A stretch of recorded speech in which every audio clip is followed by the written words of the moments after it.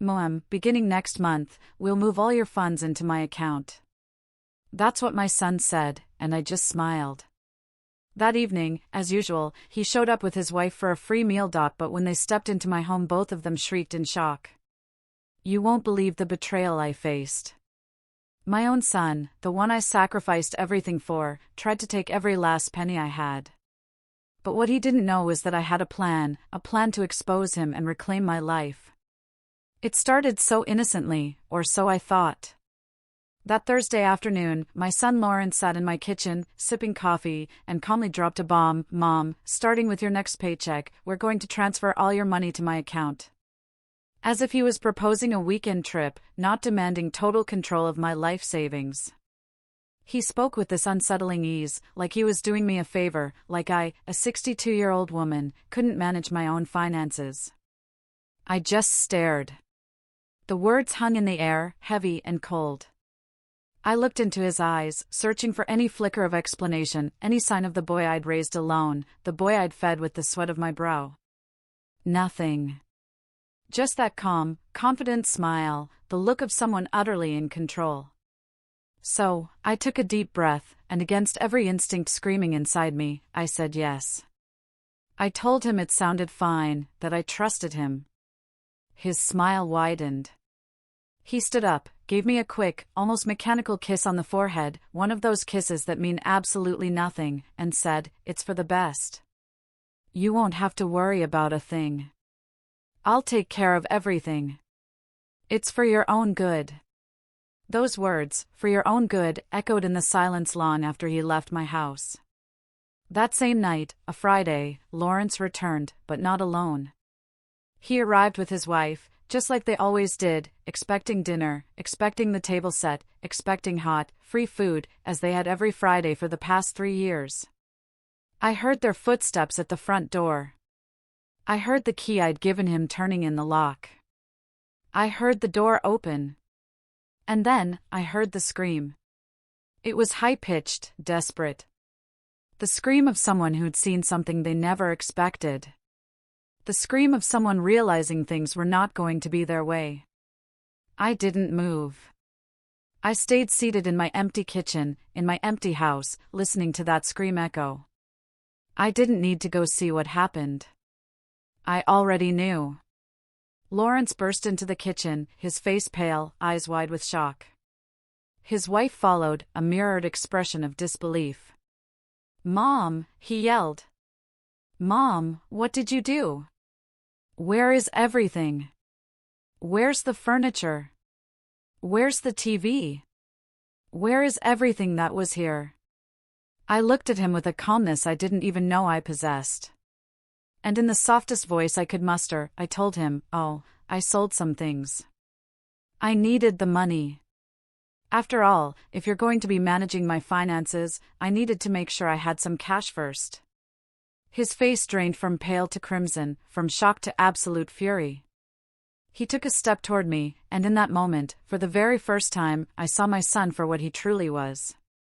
Not the boy I'd nurtured, not the man I'd helped build his life, but a stranger.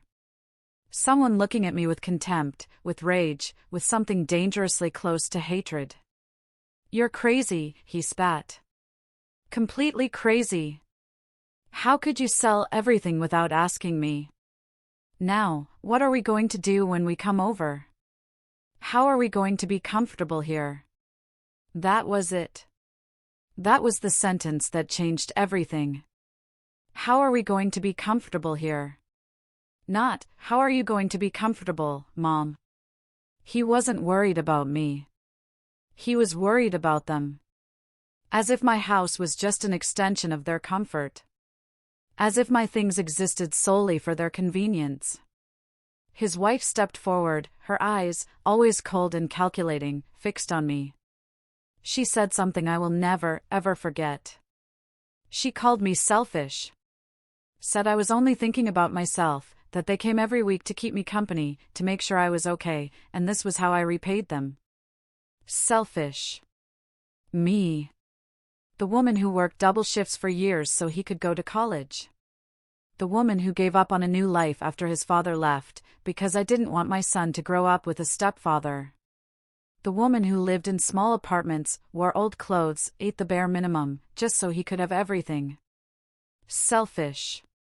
Lawrence just stood there, looking at me like I was a problem to be solved. And then he said something that truly broke me.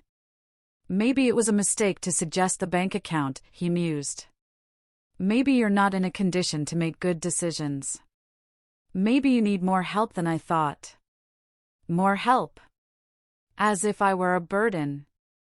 As if I were an incapable old woman who needed to be controlled. I pushed myself up from my chair. I looked at both of them, and in a voice that came out stronger than I expected, I told them, dinner isn't ready. There is no dinner. If you're hungry, you can go eat somewhere else. The silence that followed was thick, heavy. Lawrence looked at me as if he couldn't believe his ears.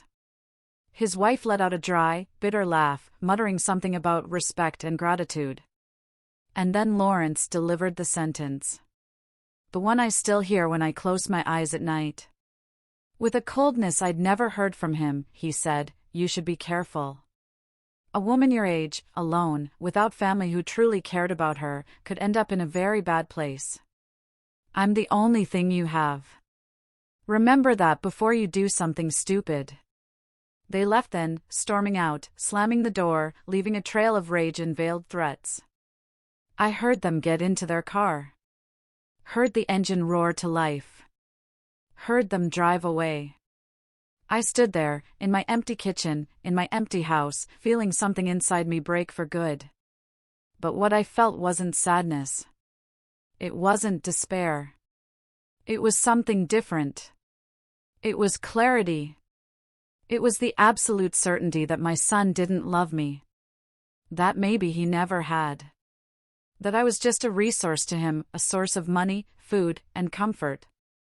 I sat back down. I looked at the bare walls of my living room, the empty spaces where furniture, bought with my own labor, my own effort, used to be. And for the first time in a very long time, I smiled. Because Lawrence didn't know something. He didn't know I hadn't sold the furniture for money. I had sold it to send a message. To see how he would react. To confirm what I already suspected deep down.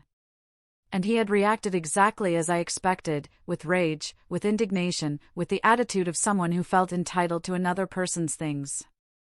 That night, in the darkness of my empty house, I made a decision.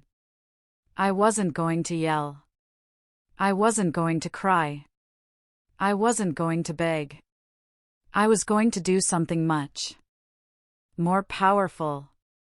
I was going to observe. I was going to wait. I was going to let Lawrence believe he had one. And then, when he least expected it, when he was most confident, most sure of his control over me, I was going to show him who Patricia Mendes really was. Not the submissive mother he thought he knew, but the woman who had survived a broken marriage, poverty, and years of hard work.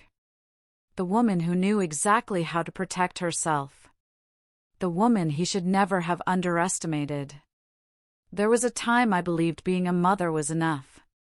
That the love I gave would be returned naturally, like a universal law. That the sacrifices I made would build something unbreakable between us. How wrong I was. Lawrence was born on a stormy night 34 years ago. His father, the man who promised me a life together, left when Lawrence was barely 2. Said he wasn't ready to be a dad, that he needed to find himself.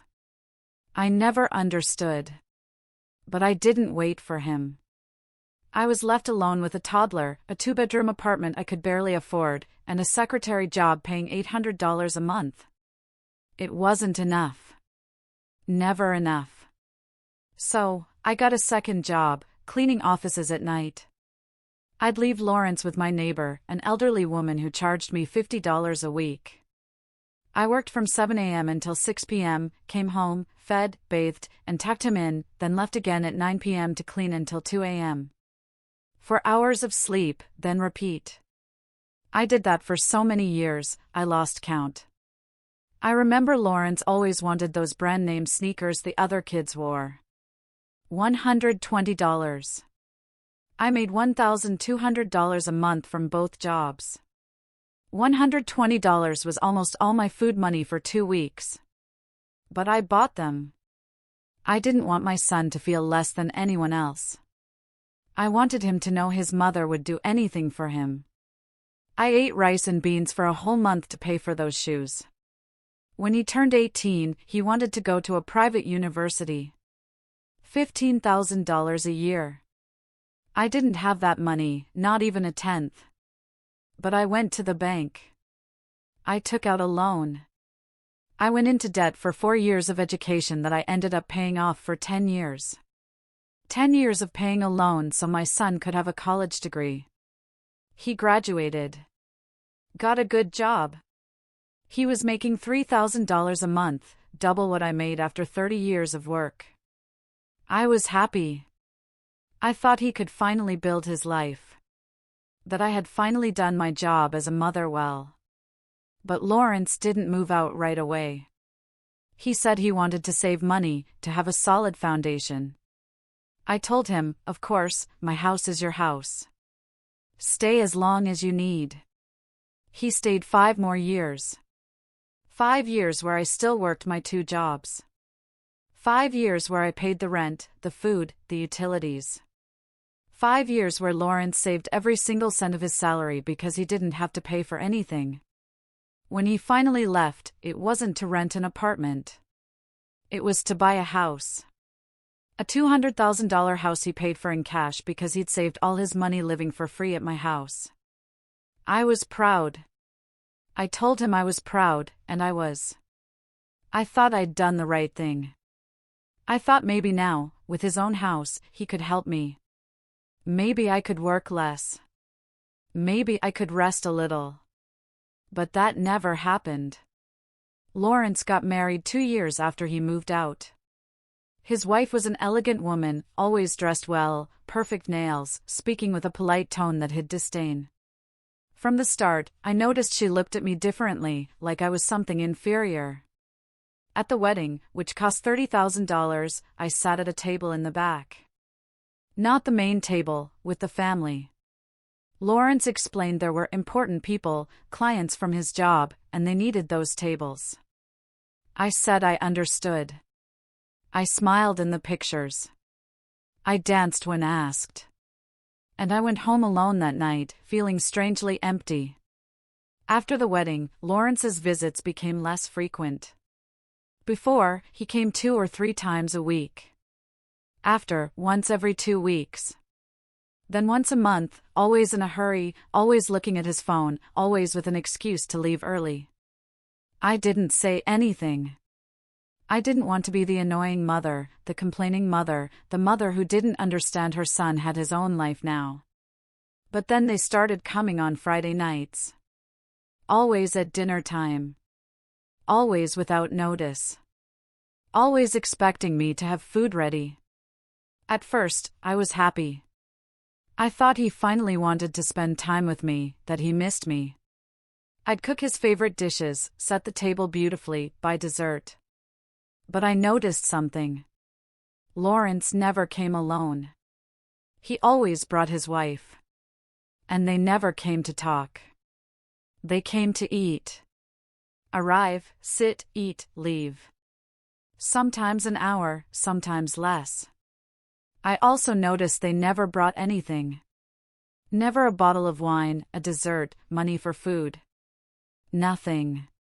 One night, after they left, I counted how much I'd spent, $45.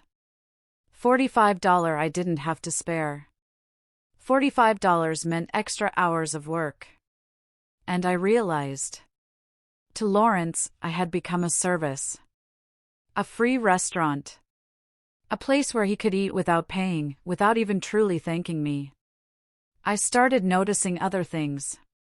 When I asked for help, he had excuses. When I needed a ride to the doctor because my car was broken, he was busy. When I mentioned my refrigerator was making strange noises, afraid it would break down, he told me to buy a new one. As if I had $500 saved for emergencies. I didn't. I barely made it to the end of the month. But what hurt most was my 60th birthday. Lawrence arrived 2 hours late, no gift, no card, just an excuse about traffic. He stayed 20 minutes. Ate the cake I'd bought for myself because I didn't want to spend it alone, and left. I cried that night like I hadn't in years. Because I finally understood what I'd been denying. To my son, I was no longer important. Just a resource. Something that was there, available, waiting to be used when he needed it. And the worst part was, I had allowed it. I had established that pattern. I had never asked him for anything. Never told him I felt used. Never told him I needed more than 20-minute visits and Friday night dinners. Because I was afraid. Afraid that if I complained, if I asked, if I demanded, he would disappear completely. And the idea of losing my son, even this son who barely saw me, terrified me more than anything. So I continued to be the convenient mother, the silent mother, always there, door open, never causing problems. Until that Thursday afternoon. Until Lawrence told me he wanted to manage my money. And something inside me, something that had been asleep for years, woke up. A small, clear voice told me, this isn't right. This is the beginning of something worse. But even then, with that voice whispering, I said yes. Because I still had hope. I still wanted to believe my son loved me, that he would protect me, that he would do the right thing. How foolish I was. The following Monday, Lawrence came with papers. Lots of papers. He spread them on my kitchen table, that smile now looking less warm, more calculating. Mom, this is simple, he said. Just sign here, here, and here. They're the documents so I can have access to your account, transfer your paycheck. Automatically. I'll pay your bills, manage everything. You won't have to worry about a thing. I looked at the papers. Bank forms. Authorization forms. I read the fine print, the stuff people usually ignore. And something chilled me to the bone. It wasn't just access. It was complete power. Authority to make transfers, close accounts, make financial decisions on my behalf. Lawrence, I said, this says you'd have total control over my money. He nodded, as if it were the most normal thing. Yes, Mom. This way it's easier. I can manage everything without asking for authorizations every time. It's for practicality. Practicality? The word echoed. For whom, I wondered. But I didn't say it. I took the pen he offered. For a moment, I was about to sign. To hand over everything, because that's what I'd always done, trust, hand over. But then I remembered Friday night. His face full of fury when he saw the empty house. His words. His veiled threat. I put the pen down. You know what, Lawrence? Give me a few days to think. I want to read everything carefully. I want to be sure. His expression changed, just for a second. A flash of irritation, before the smile reappeared. Mom, there's nothing to think about. It's simple. But fine. If you want a few days, that's okay. He left, but left the papers, as if assuming I'd sign them anyway. That night, I couldn't sleep. I stared at those papers on the kitchen table. Something inside me screamed, this isn't for your own good. This is the beginning of something I couldn't undo. The next day, I went to the bank, early, before work. I asked the teller to check my account, to show me all transactions from the last 6 months. She printed pages. I checked them, line by line. And then I saw it. I saw it, and the floor moved beneath my feet. A withdrawal I hadn't made. $1,200 from 3 months ago. Gone from my account. I asked for more details. She checked her computer and told me something that stole my breath. The withdrawal was made at a branch on the other side of town. With my debit card. But I'd never been to that branch. And my card was always in my purse. Always. Except for one time. I remembered. 3 months ago, Lawrence visited. I was in the shower when he arrived. I yelled for him to come in. When I came out, he was in the living room. We talked. At some point, I went to the kitchen for coffee. My purse was in my handbag. My handbag was in the living room. With Lawrence. I felt nauseous. The world tilted. This could only mean one thing. My son had taken my card, memorized or photographed the numbers, and stolen money from my account. I didn't file a claim. Not yet. I needed to be sure. Was it just once, or more? The next few days, I checked everything. Every paper, every document, every old bank statement in a box in my closet. And I found more. 2 years ago, when I was in the hospital for pneumonia, someone had used my health insurance for consultations I hadn't made. Consultations at clinics I didn't know.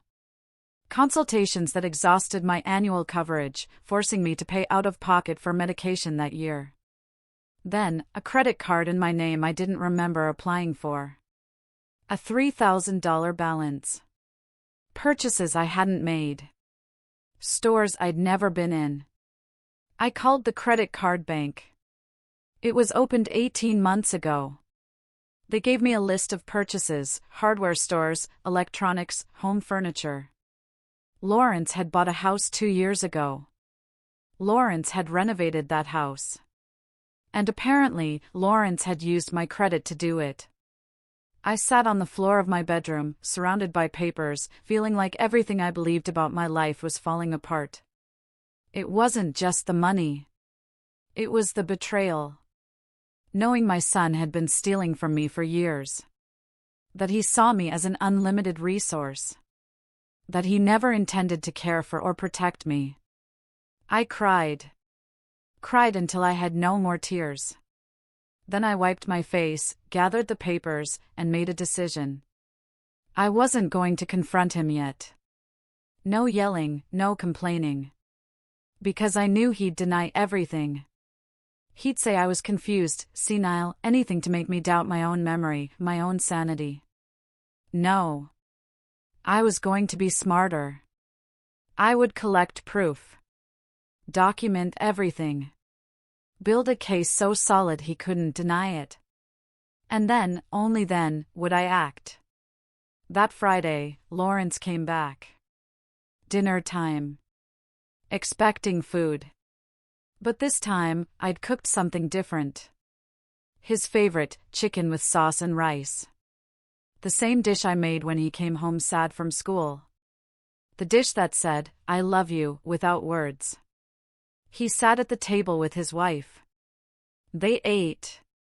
Talked about superficial things, work, weather, movies.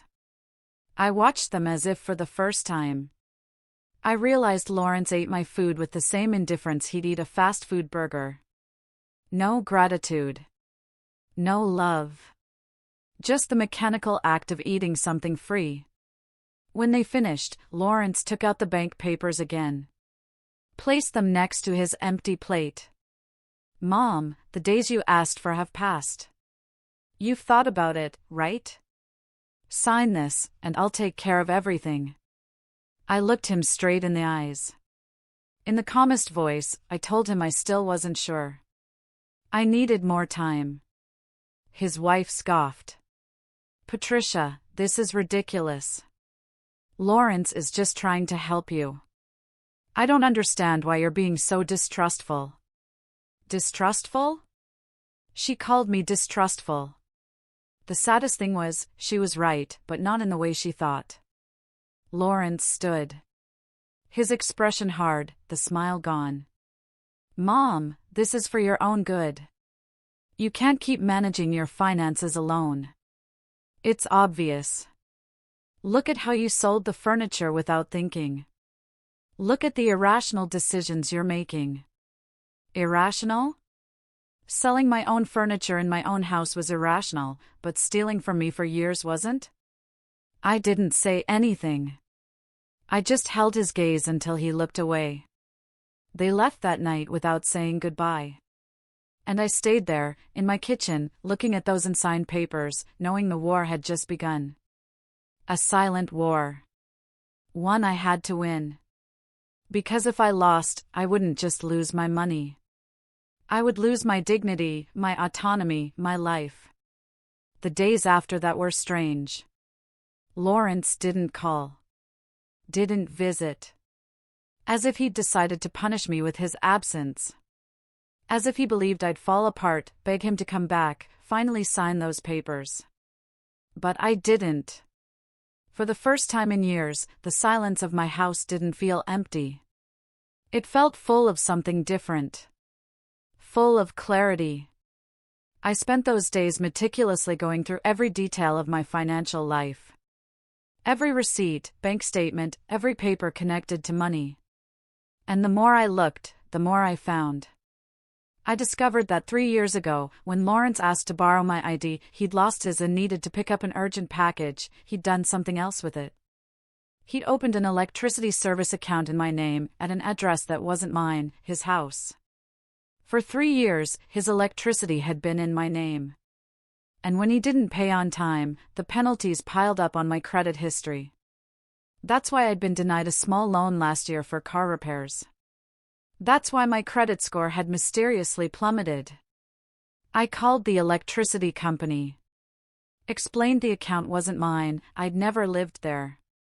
The woman told me I needed to file a sworn statement, report it as identity fraud. Identity fraud committed by my own son. I hung up, staring at the wall, trying to process how I'd gotten here. Trying to understand at what moment my son had become this. That night, I couldn't sleep. Stared at the ceiling, listening to the city. I thought about all the times I'd justified his behavior. Told myself he was busy, had his own life, that I was demanding too much. But this wasn't about expectations. This was about theft, deception. A son who saw his mother as a resource to exploit without consequences. The next morning, I did something I'd never done. I went to see a lawyer. A small office downtown. William Sanchez, attorney at law. I'd seen an ad for free consultations. I walked in feeling small, ridiculous. A 62-year-old woman complaining about her own son. But the receptionist smiled kindly and showed me in. Attorney Sanchez was a man in his 50s, graying temples, kind eyes. He asked me to tell him everything. And I did. About the missing money, the credit card I hadn't applied for, the electricity account, the papers Lawrence wanted me to sign. He listened without interrupting, taking notes. When I finished, he leaned back inside.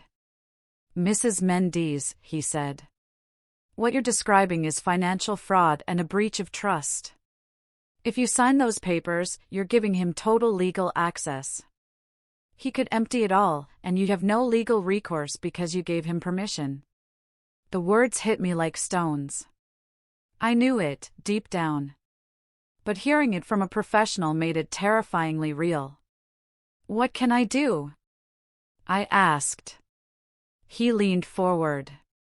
"First, don't sign anything. Second, report the credit card fraud and bank theft. Third, change all your passwords, PINs, everything. Fourth, consider a restraining order if you feel in danger." A restraining order against my own son. Absurd. Devastating. "I don't want to get him in legal trouble," I told him. "He's my son." The lawyer looked at me with compassion and sadness. "Mrs. Mendes, your son is already in legal trouble.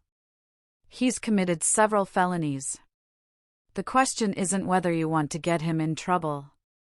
The question is whether you want to protect yourself." I left that office with a folder of forms and a list. Overwhelmed, but also determined.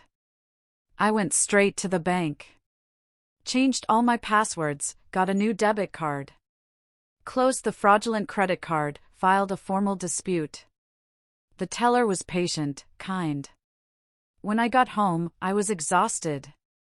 But also strangely light.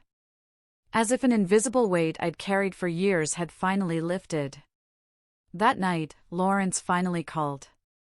His voice tense. "Mom, we need to talk. Come over for dinner at my place tomorrow. We have to sort this out." It wasn't an invitation. It was a command. Before, I would have obeyed. But now, after everything, I felt a cold calm. "I can't tomorrow," I said. "I'm busy." "Busy? Mom, what can you be busy with? This is important." "For you maybe," I countered. "For me, there are other, more important things now." A silence. Heavy with surprise and irritation. "You're acting very weird, Mom. I don't know what's wrong with you, but you need to stop being so stubborn and sign those papers. This is for your own good." For my own good. Those words again.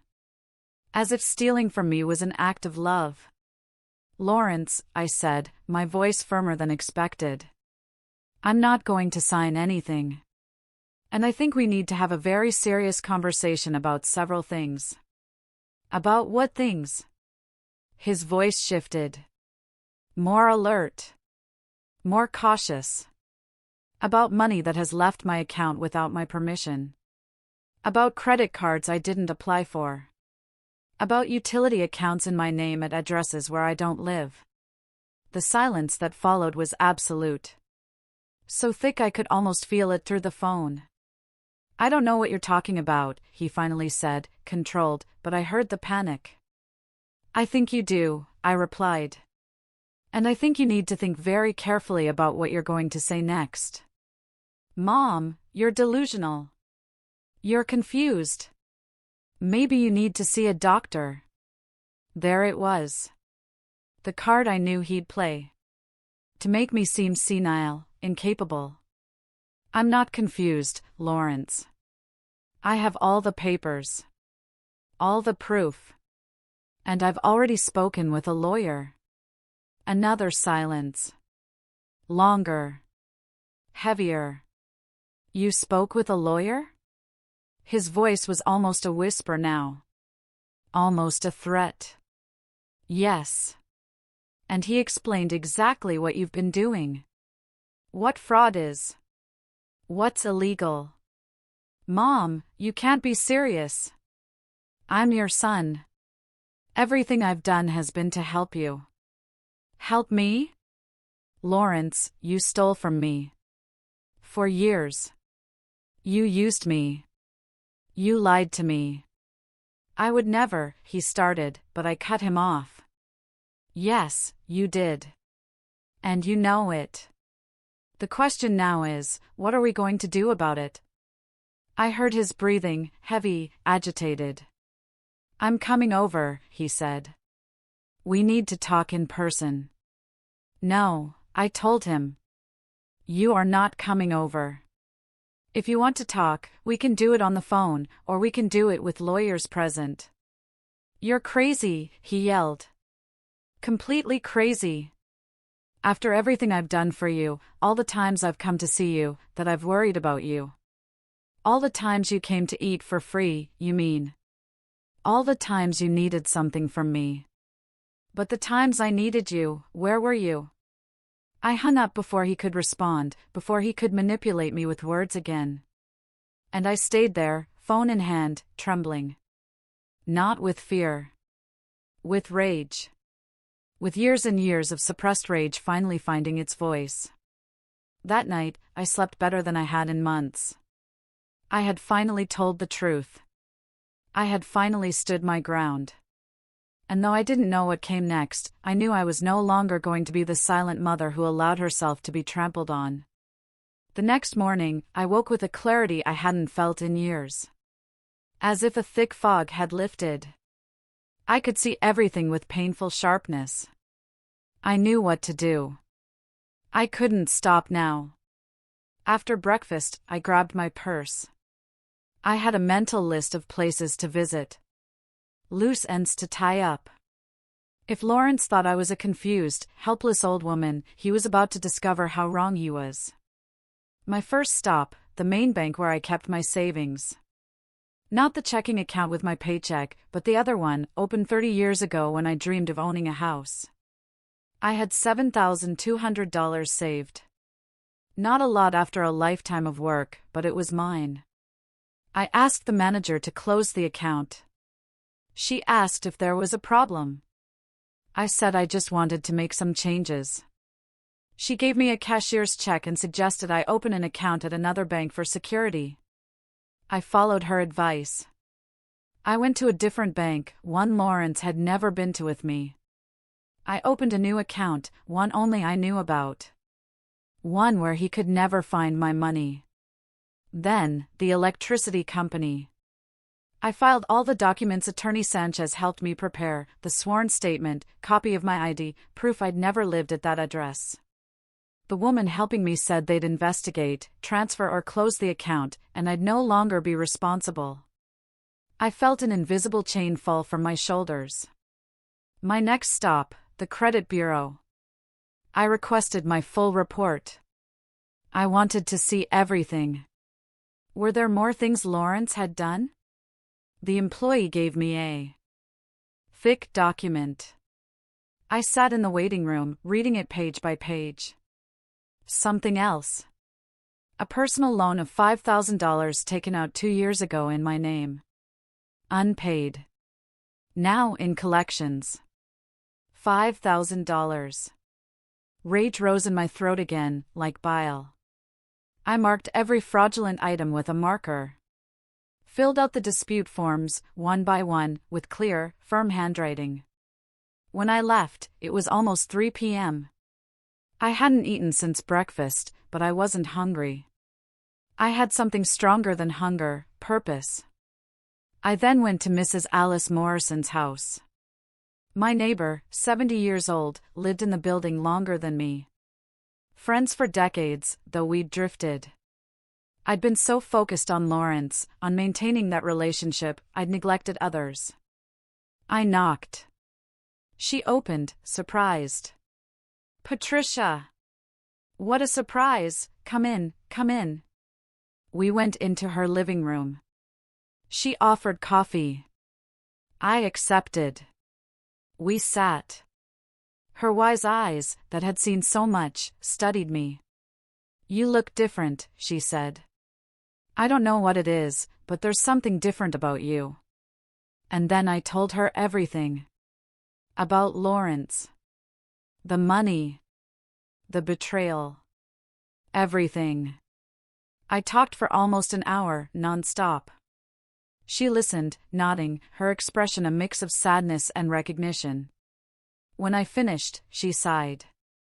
Patricia, I knew something wasn't right. I saw it every Friday. The way he treated you, like you were a service. But I didn't say anything, it wasn't my place. But I'm glad you're finally seeing the truth. She took my hand. Her fingers were cold, but her grip was firm. I need to ask you a favor, I said. I need you to be my witness. If Lawrence comes and tries to say I'm confused, senile, I need you to confirm that's not the case. That I'm in full control of my faculties. She nodded without hesitation. Of course. And more than that, if you need a place to stay, if you ever don't feel safe, my door is open. Those words filled me with such deep gratitude, I almost cried. But I didn't. I had cried enough. Now it was time to act. That night, back in my house, I organized all the documents. Put them in a large folder. Made copies of everything. Originals in a safe place, copies in the folder. If anything happened to me, if Lawrence tried anything, there would be evidence. Proof. I also wrote a letter. Detailing everything I'd discovered, everything Lawrence had done. I put it in a sealed envelope, with instructions for it to be opened only in an emergency. I gave it to Mrs. Alice to keep. I was preparing myself like a general for battle. I knew Lawrence wouldn't let this go. He'd come. He'd try to manipulate me, to convince me, to make me doubt myself. But I was no longer the same woman from 2 weeks ago. That woman had died the night Lawrence threatened me in my own kitchen. The woman I was now was different. Stronger. Clearer. More determined. On Wednesday afternoon, making tea, I heard a car stop. Looked out the window. Lawrence's car. He got out with his wife. They looked determined. They were coming to confront me. I took a deep breath. Put down my teacup. And waited. The doorbell rang once, twice, 3 times, each more insistent. I opened the door, but didn't invite them in. I stood on the threshold, blocking the entrance. "We need to talk," Lawrence said, his voice hard, no pretense of friendliness. "I'm listening," I replied. "Inside, Mom. We're not talking in the hallway. We have nothing to talk about inside. Whatever you have to say, you can say it here." His wife scoffed. "This is ridiculous, Patricia. Stop acting like we're enemies." "You're not enemies," I told them. "Enemies are honest about their hostility. You are worse. You are thieves who hide behind pretty words." Lawrence took a step toward me, face red with fury. "How dare you? After everything I've done for you, everything you've done for me, Lawrence," I interrupted, calm and steady. "I have the records. I have the proof.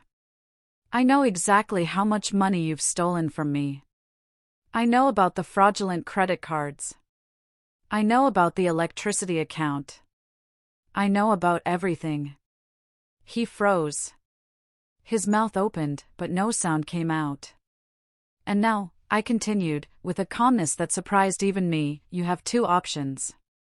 Either you give me back everything you stole, every single cent, or I go to the police and file charges for fraud." "You can't do that," his wife shrieked. "He's your son."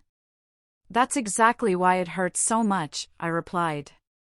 "Because he's my son. Because I gave him everything, and he repaid me by stealing." Lawrence finally found his voice. "You owe me," he yelled. "My whole life I grew up without a father. My whole life I had to see you work and be tired. That was your fault. You chose to have me. You chose to stay alone. I didn't ask to be born." His words landed like blows, but they no longer hurt. Because now I saw them for what they were, justifications, excuses from someone who knew he'd done something unforgivable, trying to shift the blame. "You're right," I told him. "I chose to have you, and it was the best decision of my life, until it stopped being. But that doesn't give you the right to steal from me. That doesn't give you the right to exploit me. I didn't steal anything from you. I just took what was owed to me." "Nothing was owed to you, Lawrence. I gave you everything you needed when you were a child. When you were an adult, it was no longer my obligation. And it definitely wasn't my obligation to give you access to my money without my knowledge." His wife grabbed his arm. "Let's go. It's not worth it. She's already lost." "Lost?" What an interesting choice of words. As if I were the one who was wrong. As if defending my own money and dignity was crazy. They left, going down the stairs without looking back. I closed the door, feeling strangely calm. That night, Attorney Sanchez called. He told me the banks confirmed the fraud. The credit card would be cancelled. They were investigating the unauthorized withdrawals. I had a solid case for criminal charges. I thanked him and hung up. I sat in my empty living room, in my house that no longer had a TV or elegant furniture. And for the first time in a long time, I felt rich. Rich in something money couldn't buy. Rich in dignity, in strength, in the certainty that I was doing the right thing. The days after that confrontation were strangely silent, like the whole world was holding its breath. I found myself in an emotional limbo, where rage and pain mixed with a growing sense of liberation. Lawrence didn't call. Didn't show up. For the first time in years, I wasn't waiting for his contact. Not checking my phone. Not making excuses for his absence. But even without his physical presence, his digital presence was impossible to ignore. Something in me made me check his social media. What I found left me breathless with its audacity, the absolute disconnect between reality and the image he projected. The day after our confrontation, he posted a photo of him and his wife in an elegant restaurant, smiling with wine glasses. The caption, celebrating the release of toxic energies and surrounding oneself only with people who bring value to life. As if I were the toxicity he needed to free himself from. As if refusing to let him steal more was negativity he'd wisely removed. The comments were full of congratulations for taking care of his mental peace, setting healthy boundaries. All these people had no idea the man they celebrated had been stealing from his own mother for years. There were more posts. A photo at the gym, self-care and investing in oneself before helping others, words that sounded profound until you remembered he used stolen money for gym memberships. Another photo working on his computer, sacrifice and hard work for a successful future, no mention that future was financed by fraudulent credit cards and my utility accounts. What impacted me most was a post that Friday, the day he usually came for dinner. He shared an old photo of us. Me holding him as a child, maybe 5 years old, both smiling. The text, sometimes the people you love most are the ones who hurt you the most. I've learned that love doesn't mean tolerating abusive behavior. I've made the difficult decision to distance myself from a toxic family relationship for the sake of my mental health. Reading those words was a punch to the gut. Lawrence had taken our story, our real, complicated relationship, and completely inverted it. Presenting himself as the victim, and me, the abuser. The comments exploded. Dozens expressing support, calling him brave, sharing their own stories of difficult family relationships, completely validating his fabricated version. There were people I knew in those comments, neighbors, former coworkers. All offering him encouragement, without the slightest idea that the person he supposedly needed protection from was the same woman who worked 2 jobs for years to give him the education he now used for his high-paying job. For days, I watched this digital spectacle in silence.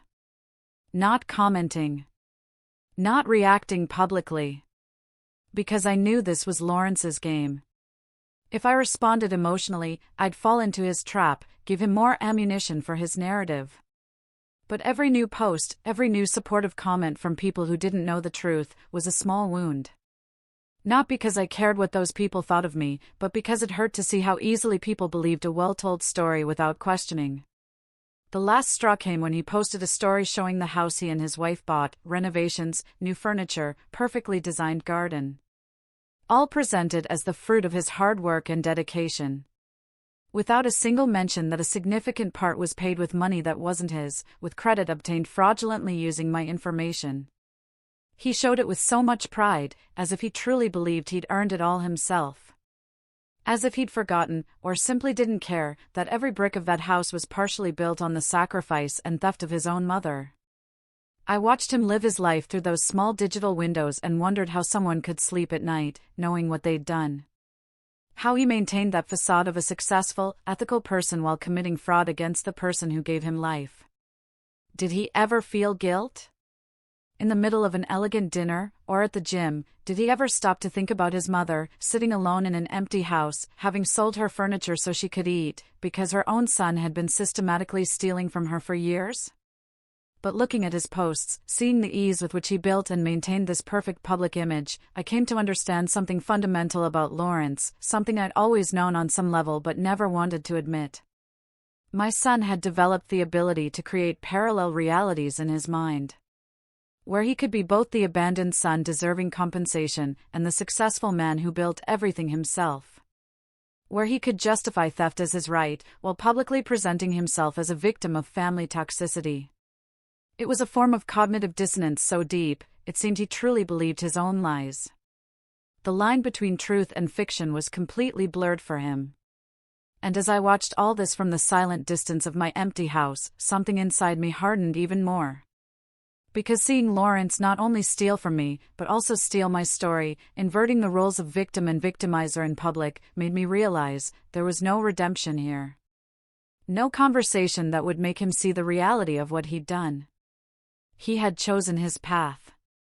He had chosen the lie over the truth. Image over substance. And I needed to accept that the son I had raised and loved had never truly existed as I believed, or had been completely replaced by this stranger who could smile for the camera while destroying his mother in private, without apparent remorse. The moment came on a Tuesday afternoon. I hadn't planned it, but in retrospect, it was inevitable. The truth always finds its way to the light. I was in Attorney Sanchez's office, reviewing final documents, when he informed me the banks had completed their investigations. They confirmed a total of $17,000 in fraudulent transactions over 3 years. The amount took my breath away. Not just the number, but what it represented: planning, premeditation. This wasn't a mistake. It was a systematic, deliberate operation of theft, requiring constant effort on Lawrence's part. The lawyer explained I had more than enough to file criminal charges. But there was another option: send a formal demand letter to Lawrence, giving him a chance to return the money and compensate for damages before more severe legal action. He said this was a courtesy many victims of family fraud offered, understanding family ties complicated things. But he also warned me that this courtesy could be seen as weakness by the perpetrator. I needed to be prepared for Lawrence to respond not with gratitude or remorse, but with more manipulation and denial. I thought about that for several minutes, sitting there, looking at all the documents detailing every fraudulent transaction, every unauthorized account, every lie my son had carefully constructed. And I realized a part of me still held a small, irrational hope. That if confronted with irrefutable evidence, maybe something in him would awaken. A vestige of conscience. Or at least the basic recognition that he had crossed a line. That part of me, still his mother, despite everything, wanted to give him that opportunity. To do the right thing. To correct his mistake. To show that somewhere deep inside, the person I had raised with so much love and sacrifice still existed. But there was another part of me, stronger and clearer, that knew exactly what Lawrence would do. It knew he wouldn't see it as an act of grace, but as confirmation that I was too weak to truly hurt him. That he could continue to manipulate and control me because, in the end, I would always give in. Because I was his mother. And mothers always forgive. Always give another chance. Always choose love over justice. That stronger part understood that a private warning would only give him time to prepare his defense, to hide more evidence, to build an even more elaborate narrative of victimization to destroy my credibility before I could act. I told Attorney Sanchez I didn't want to send a private letter. I didn't want to give Lawrence the opportunity to respond in private, where he could control the narrative and manipulate the situation. Instead, I asked him to prepare the necessary documents to file a formal civil lawsuit. A public record. So anyone who wanted to verify the truth could do so, instead of just believing Lawrence's carefully constructed social media version. The lawyer nodded, with what seemed a mixture of surprise and respect. He probably didn't expect a woman my age to make such a direct, unambiguous decision. He said he would proceed immediately, and Lawrence would be officially notified within 72 hours. I left that office feeling something I hadn't felt in a long time. I couldn't identify it at first, until I realized it was power. The power of having made a decision completely by myself. Without consulting anyone. Without asking permission. Without worrying about how it would look to others, or if people would think I was too harsh with my own son. For the first time in decades, I had chosen to protect myself over protecting the feelings or reputation of another person, even my own son. And that choice, though painful, filled me with a sense of integrity I'd forgotten was possible. The notification reached Lawrence on a Thursday morning. Attorney Sanchez confirmed it by phone. I wasn't there, but I could perfectly imagine the moment he opened that official envelope, reading the documents detailing every fraudulent transaction, every unauthorized account, every dollar he had stolen, meticulously documented with dates and bank reference numbers that made any denial impossible. I didn't have to wait long to confirm my imagination. Less than 2 hours after he received it, my phone began ringing with an insistence bordering on desperation. Call after call. I let them all go to voicemail. I had nothing to say to Lawrence that wasn't already in those legal documents. I listened to the voicemails later that night when I felt emotionally prepared. It was fascinating, in a disturbing way, to hear the progression of his panic. The first message still tried to maintain composure, that controlled voice he used to sound reasonable. He told me this was a terrible misunderstanding and we needed to talk immediately before things got more out of control. The second message had a different tone, more high-pitched, more urgent. He was pleading. This is going to ruin my life. Please think about what you're doing before destroying your own son. As if I were the one destroying something, instead of just revealing the destruction he had caused. By the fifth message, Lawrence wasn't trying to sound reasonable or appeal to my maternal compassion. He had completely turned to rage and thinly veiled threats. Telling me I was going to regret this, that he had his own lawyers who would prove I was a senile old woman who didn't know what she was doing, that he would fight this with everything he had, and in the end, I would be the villain. I listened to each message, from start to finish, without allowing myself to feel anything other than a clinical curiosity about how someone could so quickly go from pleading to threatening when their usual manipulation tactics failed. The following days were a whirlwind of legal and emotional activity. Lawrence didn't stay still. He began his own counter-campaign, publishing a long, elaborate statement on social media about being the victim of a terrible injustice perpetrated by a mother he supposedly loved, but who was now legally attacking him for reasons he couldn't fully comprehend. His post was carefully drafted to generate maximum sympathy, avoiding specific details, painting himself as the confused, hurt son dragged through a traumatic legal process by a mother possibly experiencing age-related mental health problems. The response was exactly what he expected, dozens of comments expressing shock and solidarity, telling him to keep his head up, that the truth would prevail, that they were on his side. I watched all this from a distance, with a mixture of awe and repulsion at his ability to manipulate the narrative, even when faced with documented legal charges. But something had changed in me. This time, his public theater didn't affect me the same way. This time, I knew I had something more powerful than his carefully constructed words, irrefutable legal documents that couldn't be manipulated with emotional rhetoric or appeals to sympathy. Lawrence's real collapse began when his own lawyers reviewed the evidence against him. They apparently told him something he didn't want to hear. Suddenly, his social media posts stopped abruptly. The silence that followed was deafening in its eloquence. Attorney Sanchez informed me Lawrence's legal representatives had contacted him, asking about an out-of-court settlement. This basically confirmed they knew he had no real defense against my evidence. His best option was to minimize the damage before it proceeded to a public trial where all the dirty details would be revealed. It was then that the cracks began to appear in Lawrence's carefully constructed life. Apparently, some of his closest friends started asking uncomfortable questions after his wife casually mentioned at a social gathering that they were dealing with a complicated family legal problem. And once people began to investigate a little deeper, they discovered the public documents of the lawsuit, detailing specific accusations of financial fraud. Mrs. Alice told me she'd heard from other neighbors that Lawrence's name was being mentioned in neighborhood conversations in ways that were definitely not flattering. People who once saw him as the successful, educated son now looked at him with suspicion and distrust. His wife was apparently furious, not necessarily about the moral implications of what Lawrence had done, but about the damage to their social reputation. And according to rumors reaching me through the neighborhood gossip network, there had been considerable fights in their house about how to handle the situation. Lawrence tried to call me several more times during those weeks. But I maintained my absolute silence. There was nothing he could say that would change the documented facts.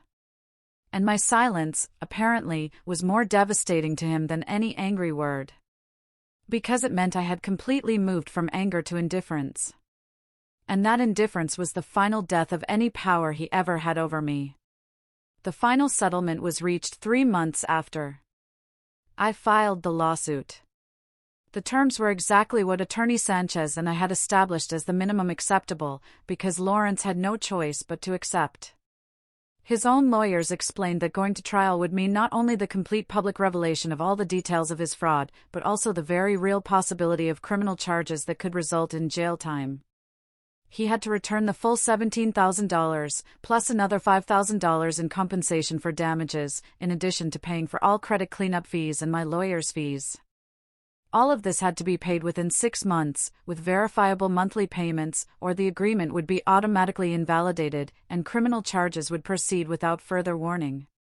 But beyond the money, which, honestly, was never the main point of all this, the agreement included a clause I had insisted on adding.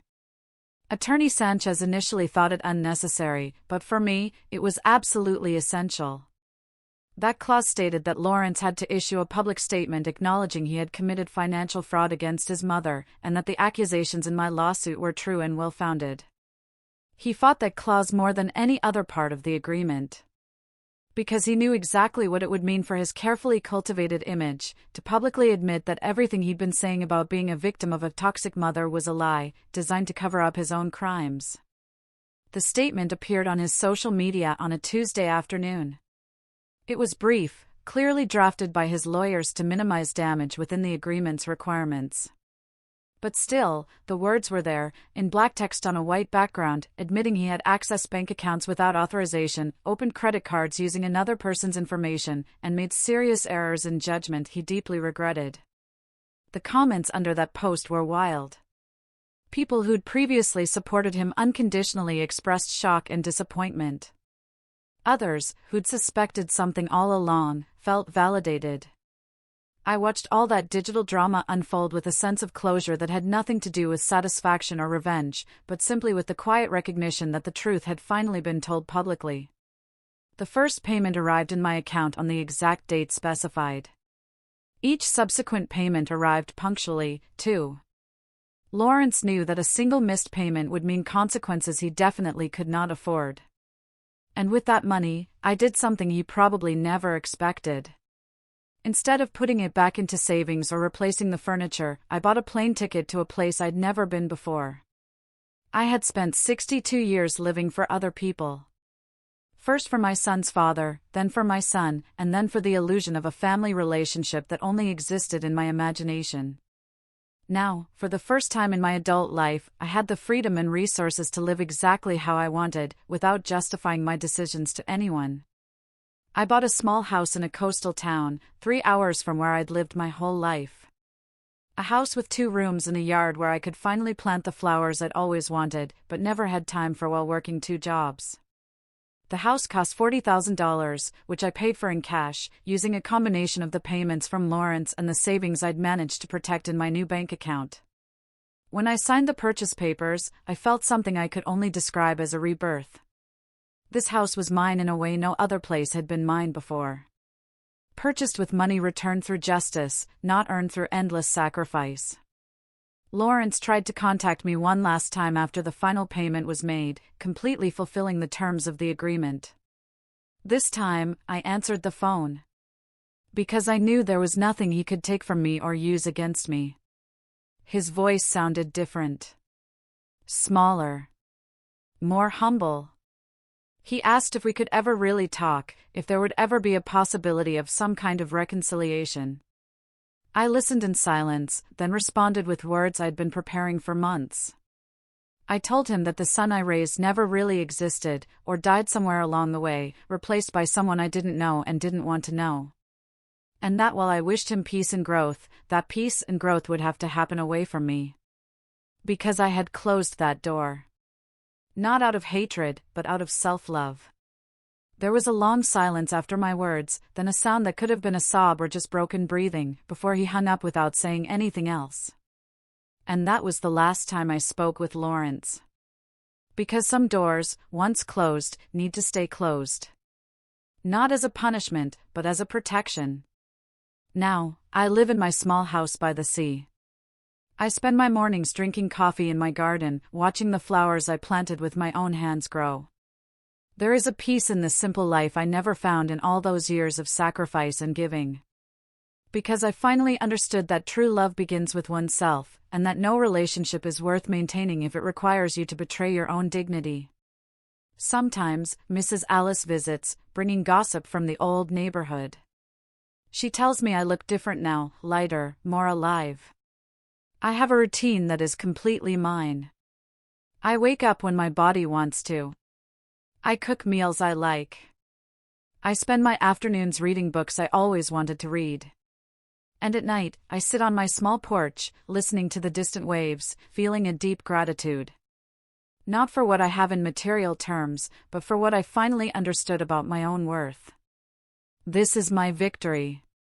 Not in the money recovered, or in Lawrence's public admission, but in the fact that I recovered myself from decades of conditioning that taught me a mother's worth was measured only by how much she could give and endure. I learned that saying no is an act of self-love. That setting boundaries is not cruelty, but necessity. That protecting your peace is not selfishness, but wisdom. And now I live every day as a testament to those lessons. Learned too late, perhaps, but not too late to matter. I closed that door on Lawrence, not for revenge, but for dignity. And that distinction, that makes all the difference. Because it means I won not by becoming his enemy, but simply by refusing to continue being my own victim. What would you have done in my place? Have you ever had to draw a hard line with family to protect your own peace? Tell me your thoughts in the comments, I really want to know.